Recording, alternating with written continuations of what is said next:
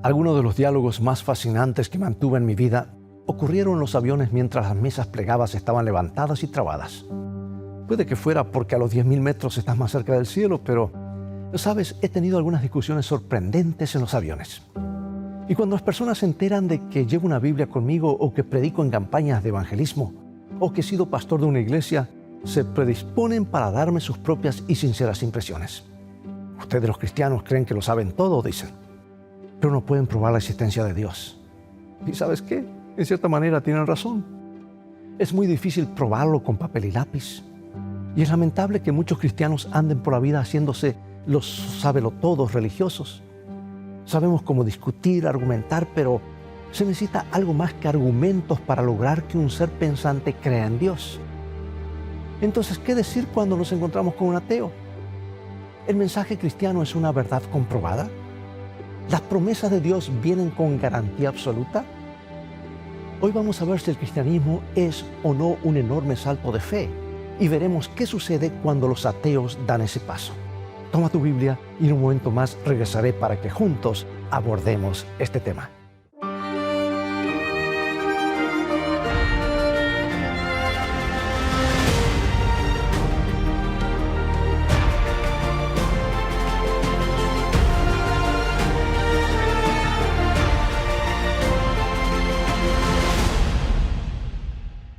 Era un muchacho muy despierto. Su padre trabajaba mucho. Un día su papá se ausentó por largo tiempo y quedó al cuidado de su madre. Y cuando el pastor Judson regresó a su casa, ¡oh maravilla! Su hijo de poquitos años había aprendido a leer. De más está decir que se sintió orgulloso cuando su hijo tomó la Biblia familiar y leyó un capítulo entero en voz alta. Era un muchacho brillante. Pero tener una mente brillante puede tener sus riesgos. A veces los genios les dicen, pruébalo a todo el mundo y con respecto de todas las cosas. Y al llegar a los 19 años, Adoniram ya les había dicho, pruébalo a todos sus profesores en la Brown University. En su libro Gigantes de la Senda Misionera, el historiador Eugene Myers Harrison nos cuenta acerca de este inteligente académico. Él dice, alimentaba las ambiciones más extravagantes y su imaginación volaba libremente al pensar en su futuro. Se veía como un orador más grande que Demóstenes, hechizando a las multitudes con su elocuencia, como un segundo Homero escribiendo poemas inmortales, como un segundo Alejandro Magno lamentándose porque no quedarán más mundos por conquistar. Bueno, la irónica naturaleza de la providencia divina hace que los hombres y mujeres que reciben el don de la sabiduría directamente de la mano de Dios, a veces suelen volverse contra ella y rechazar a su Creador. Otro genio académico llamado Pablo, quien en alguna época había usado todos sus talentos para pelear contra el cielo, más tarde escribió esto, 1 Corintios 12. Pero a cada uno le es dada la manifestación del Espíritu para provecho, porque a éste es dada por el Espíritu palabra de sabiduría, a otro palabra de ciencia según el mismo Espíritu. O sea que la Biblia nos dice que la sabiduría y el conocimiento son un don especial que proviene de Dios. Y cuando las personas inteligentes rechazan a Dios, están rechazando la fuente de sus dones especiales. Y ese fue el caso del joven Adoniram Judson. ¿Sabes? No puedo dejar de mencionar que en sus primeros años, lo que conocemos ahora como la Brown University se llamaba el Providence College, Colegio Providencia. Y Adoniram Judson recibió por la providencia divina talentos especiales, pero decidió que la providencia no tenía nada que ver con él. La historia está llena de gigantes intelectuales que han llegado a la misma conclusión. Personas como Nietzsche, Voltaire. Recordarás que las sorprendentes capacidades de Voltaire junto con sus dudas y su oposición a la religión organizada fueron los precursores de la sangrienta Revolución Francesa, donde el ateísmo se convirtió en la religión oficial. Bien, esa actitud de escepticismo sopló a través del Océano Atlántico e infectó a los Estados Unidos de América. Yale, la Universidad Yale, que escribimos Yale, ¿verdad?, casi fue barrida por los fuertes vientos del ateísmo. Casi todos los estudiantes de Yale a principios del siglo XIX eran ateos. Y muchos de los jóvenes que deambulaban por el campus renegaban de los nombres que les habían dado sus madres y se llamaban unos a otros por los nombres de sus héroes favoritos, personas como Thomas Paine o Voltaire. El Colegio Providencia en Rhode Island, en Providence, no fue inmune a esta plaga y tristemente Adoniram Judson fue alcanzado por el fuego cruzado. Para el tiempo de su graduación se le reconocía como el libre pensador y era un ateo confeso. Era tan inteligente, tan especialmente dotado, que cada vez que él y su padre entablaban una discusión acerca de Dios, Adoniram ganaba la polémica. Debo admitir algo, no siempre gano las discusiones con los ateos y me ha costado en más de una ocasión. La última vez fue allá por Canadá, me acuerdo, 2 ateos me confrontaron después de una campaña de evangelismo. Es imposible ganar siempre, porque en algún punto tengo que recurrir a la Biblia y decir, creo que este libro es verdad. Entonces el ateo dice, bien, pastor, usted puede leer y citar de este libro todo lo que quiera, pero yo no compro sus palabras, no veo ninguna evidencia. Si Dios quiere que lo sirva, entonces tiene que demostrármelo a mí que existe. Así que deme algo que mis ojos puedan ver y mis manos puedan tocar. Y yo le dije a estos chicos que me confrontaron, pero mira, hay ciertas cosas que no vemos, pero sabemos que están allí. A veces me gustaría poder hacer eso hacerlo en este mismo momento. Me gustaría poder llamar al cielo y pasarles el teléfono para que hablen con Dios. ¿Nunca te has preguntado por qué Dios no hace descender un rayo para taparle la boca a los ateos de una vez por todas? ¿No quiere que creamos en Él? ¿No quiere que el mundo se vuelva a Él? Cuando Friedrich Nietzsche y un Charles Darwin sacuden el dedo señalando al cielo y dicen, Dios no existe, ¿por qué Dios no le cierra la boca con un poco de realidad celestial? A veces me sorprende cuando leo la historia de Job en la Biblia que no haya terminado siendo ateo. Hasta su esposa le dijo, ¿por qué no maldices a Dios si te mueres? Para muchos eso hubiese sido la salida más fácil ante tantos problemas acumulándose uno tras otro. Los vientos del desastre habían barrido con su fortuna. Las líneas de comunicación con el cielo estaban muertas. Bastaba para hacer dudar a cualquiera y obviamente Job comenzó a luchar en su interior. ¿Por qué los malos parecen tener toda la suerte del mundo? ¿Por qué Dios no se manifiesta? Y esto es lo que dijo Job, y está en Job capítulo 21. ¿Por qué viven los impíos y se envejecen y aún crecen en riquezas? Su descendencia se robustece a su vista y sus renuevos están delante de sus ojos. Sus casas están a salvo de temor, ni viene azote de Dios sobre ellos.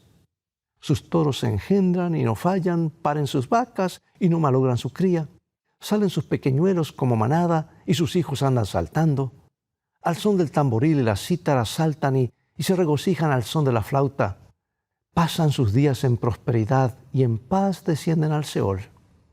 Otra versión dice, bajan a la tumba en paz.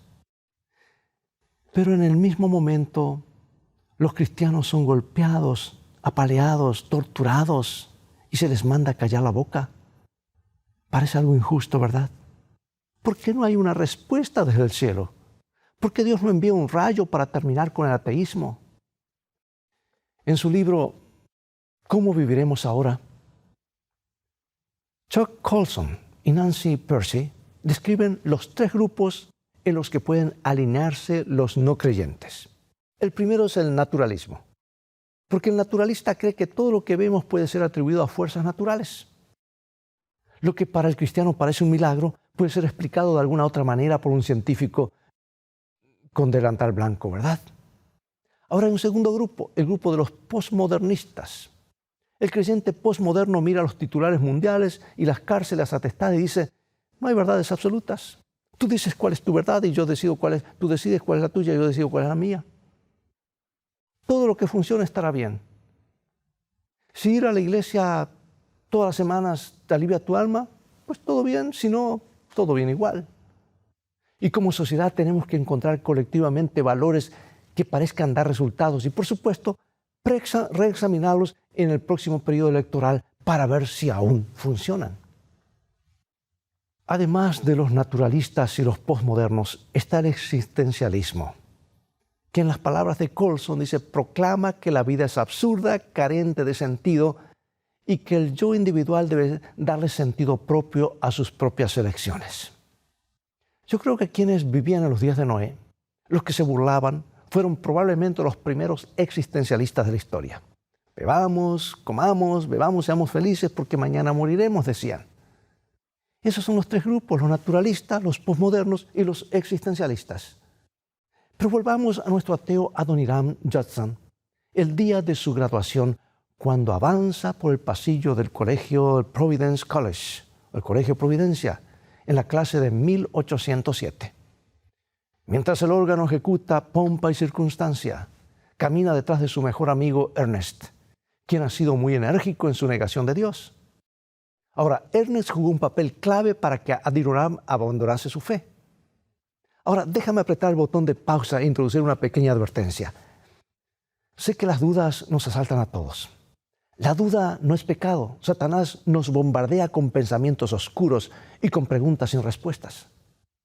Pero le ruego a Dios que tengamos mucho cuidado en la forma en que expresamos nuestras dudas. Muchas veces las personas sinceras que hacen preguntas difíciles ayudan a que otras 50 se deslicen aún más dentro del ateísmo de lo que hubieran hecho sin esa influencia. No hay peligro en expresar las dudas después de haberlas pensado y meditado, pero caigamos siempre sobre nuestras rodillas por la noche y pidamos a Dios que nos muestre la verdad.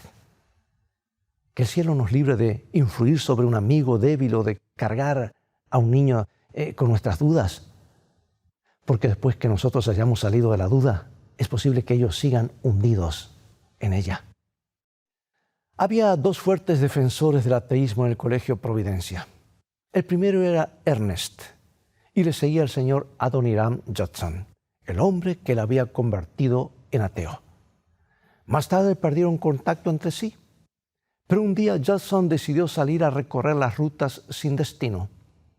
En aquel entonces lo hizo a caballo y junto con varios amigos alegres e imprudentes anduvo viajando de aventura en aventura. Y según sus propias palabras, esa era la vida salvaje y loca.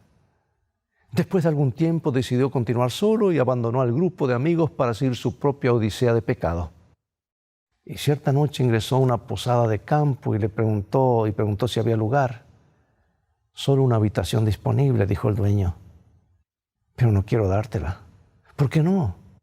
Bien, porque esta habitación queda junto a la de un hombre que está muy enfermo. Posiblemente muera durante la noche. Y no creo que quieras quedar en una habitación que esté contigua a la de un moribundo. Eso no me preocupa, dijo el joven, sacando su billetera. La tomaré. La muerte no me atemoriza, soy ateo. Se registró en el hotel, desempacó sus pertenencias y trató de conciliar su sueño.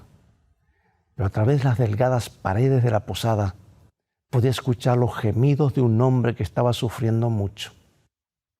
Aquel inválido anónimo de la habitación contigua no estaba enfrentando simplemente la muerte, estaba luchando contra el temor en medio de un terrible vacío espiritual.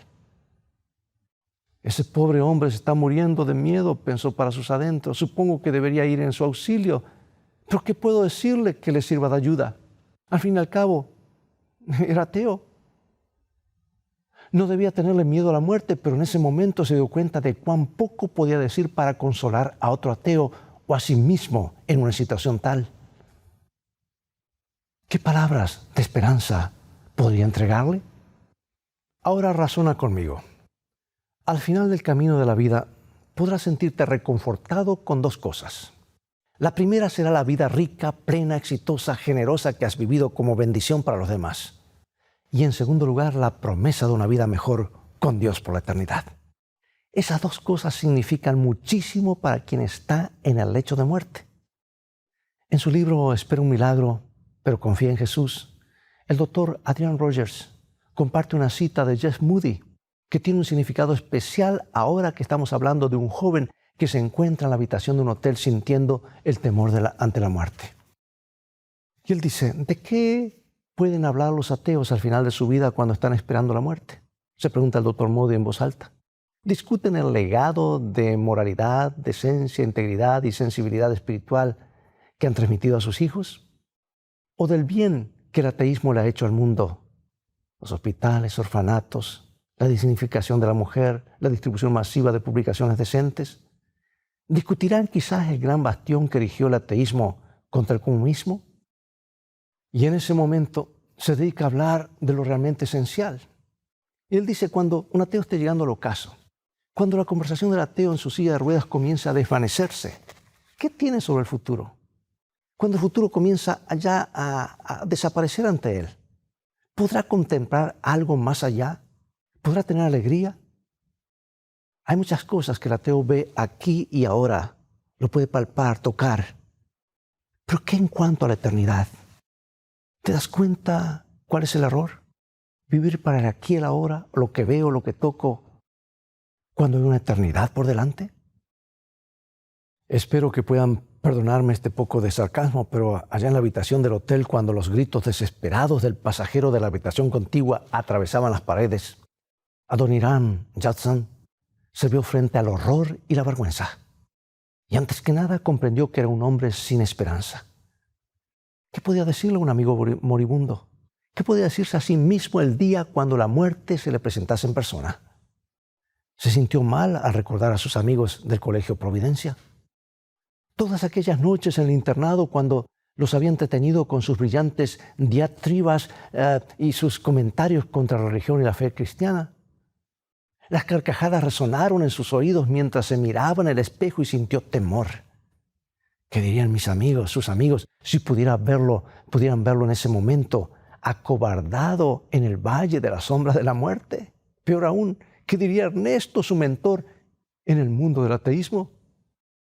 Ernesto seguramente sacudiría la cabeza por la forma en la que su discípulo estaba flaqueando en aquella noche oscura.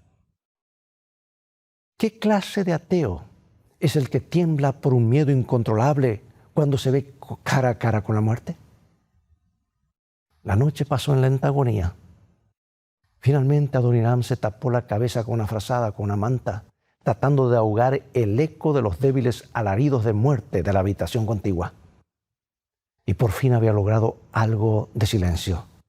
Pero de todos modos, no pudo conciliar el sueño. La mañana siguiente, con el alma aún destrozada por los horrores de la noche anterior, se dirigió a la recepción de la posada para retirarse. ¿Cómo está el hombre de la habitación contigua, el que usted me dijo que estaba muy enfermo? Oh, el hombre murió, dijo el anciano, murió. Y por alguna razón, el joven universitario preguntó, ¿tiene alguna idea de quién era ese hombre? El anciano negó con la cabeza. Era un erudito del Colegio Providencia. Los huesos de Adoniram temblaron como gelatina cuando escuchó las siguientes palabras. Era un joven llamado Ernesto. ¿Te imaginas?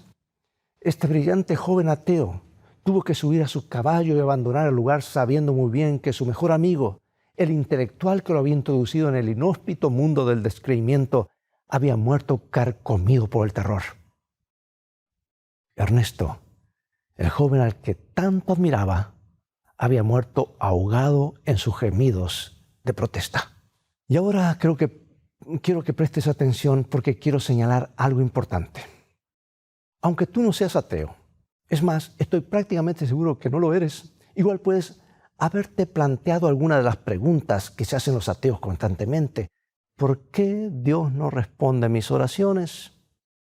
¿Por qué Dios no me da más pruebas de que está allá arriba? ¿Por qué hay tantas personas brillantes que no creen en Dios en absoluto? No importa en qué parte del espectro de interrogantes te encuentres, tengo buenas noticias para ti. No es demasiado tarde. Todavía puedes regresar al hogar. Dios no te odia porque tú lo cuestiones. Tus preguntas no lo ofenden. En realidad, es como el padre del hijo pródigo que encontramos en Lucas capítulo 15, que va todos los días hasta el portón de su casa y mira anhelosamente hacia el camino, el horizonte, para ver si regresa aquel hijo que le había gritado, me voy, no creo en ti, no quiero tener nada que ver contigo, nunca me has probado tu existencia. Una cosa sé, por cierto, si esperas que te responda cada una de las preguntas, vas a quedar esperando por mucho tiempo. En realidad tendrás que esperar para siempre, porque el universo es enorme y la lista de preguntas que podrías formularte no tiene fin. Hasta que este gran conflicto se haya terminado por completo y estemos en el reino de los cielos, cara a cara con Dios, vamos a tener que vivir con algunas preguntas sin respuesta. Siempre habrá cosas que no sabremos y temas celestiales que no podremos comprobar. Pero Dios nos invita igual a tomar la decisión de seguirlo, aunque no sepamos todas las cosas ni tengamos toda la evidencia. En el libro de Josué, capítulo 3, se encuentra la historia de cuando los hijos de Israel cruzaron el río Jordán justo antes de la conquista de Jericó. Fue un momento cuando el poder de Dios se manifestó de manera tal que nadie pudo dudar. 7 vueltas alrededor de la ciudad, luego un poderoso grito de fe, el sonido de las trompetas y los muros cayeron sin que se disparara ni un solo cañón. Y en ese momento fue muy fácil tener fe. Pero primero, antes de la batalla, parados frente al Jordán, ese caudaloso río que estaba en época de inundaciones y carecía de puentes para que lo cruzaran, ¿qué podían hacer? Porque Dios no abría en dos las aguas como había hecho en el Mar Rojo. Pero no sucedía nada. La corriente de las aguas pasaba frente a ellos, una barrera perpetua que se interponía con su glorioso futuro. ¿Qué hicieron entonces? En el versículo 15 dice que el pueblo de Dios comenzó a marchar hacia el río y tan pronto como los pies de los sacerdotes entraron en contacto con el agua, el milagro sucedió. Entonces Dios se manifestó. Las aguas se separaron y la avenida hacia la libertad apareció ante sus ojos. El resto es una historia milagrosa. A veces Dios espera que des un paso de fe antes de responderte de una forma milagrosa. Y hablando de milagros, eso es lo que justamente le sucedió a Adoniram Judson. Después de aquella noche en la posada, regresó a su hogar y le rogó a su padre cristiano: dame una fe que pueda pasar la prueba de la vida y de la muerte, del tiempo y la eternidad. Se hizo cristiano. Adoptó Efesios capítulo 3 como su gran lema: cuán ancho, largo, profundo y alto es el amor de Cristo. Decidió hacer todo lo que Dios le pidiera. Y al igual que los sacerdotes en la ribera del Jordán, le prometió a Dios que daría los primeros pasos de la obediencia aún antes de recibir alguna prueba desde el cielo. Y Dios le dio una orden directa: ve hasta los lugares más recónditos a predicar el evangelio de mi amor. Y el 19 de febrero de 1812, los primeros misioneros norteamericanos, Adoniram Judson y su esposa, con quien se había casado hacía 2 semanas, navegaron en el Caravan rumbo a una vida de trabajo y triunfos en Rangún. Les estoy hablando de un hombre que caminó por fe.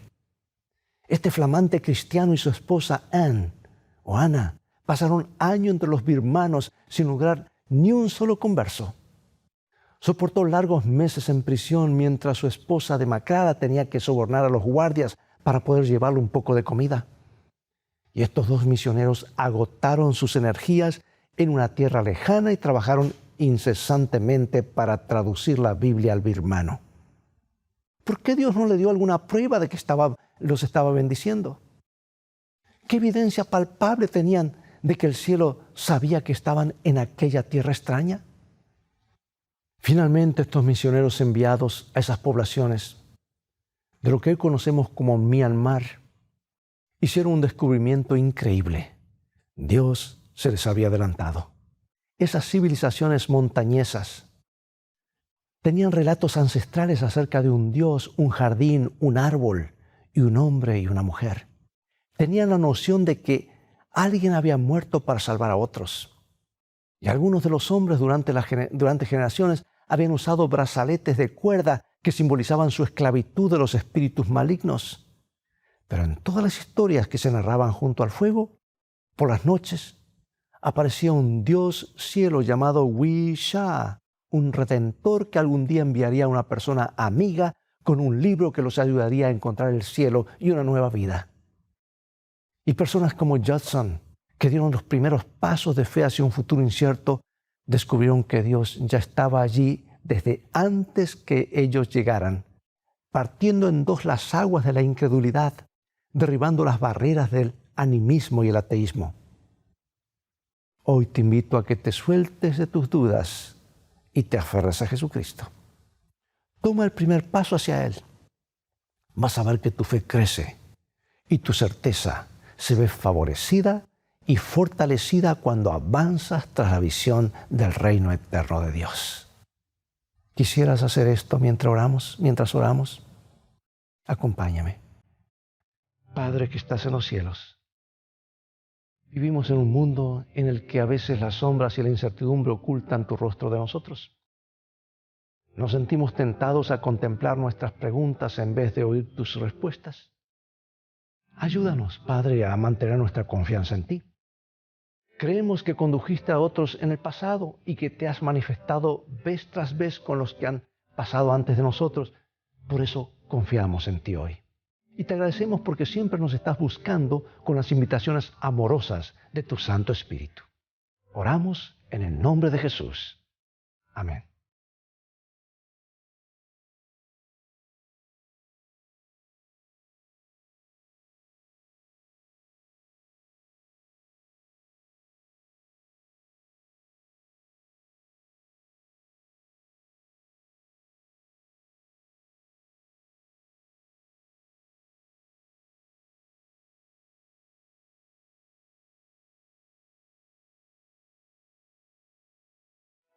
¿Sabes que Jesús enseñó que debemos perdonarnos los unos a los otros en la misma manera en que Él nos perdona? Cristo nos perdona libremente y sin reservas. Y cuando perdonamos libremente, las puertas de nuestro corazón se abren para la sanidad. Solo ahora podemos traer nuestros sentimientos a Dios. Podemos traerlos a Él porque Él es el sanador de heridas. Él es aquel que fue herido por nuestras rebeliones y maltratado por nuestras iniquidades. Cualquiera sea el trauma doloroso que te persiga, Él puede cargarlo. Él ha soportado cargas más pesadas. Comparte esa herida secreta con tu Padre Celestial, el sanador de las heridas, aquel que simpatiza con tu debilidad. Su garantía es ciertísima y nosotros podemos saber eso hoy, ahora mismo. Ciertamente tenemos un hogar en sus brazos eternos.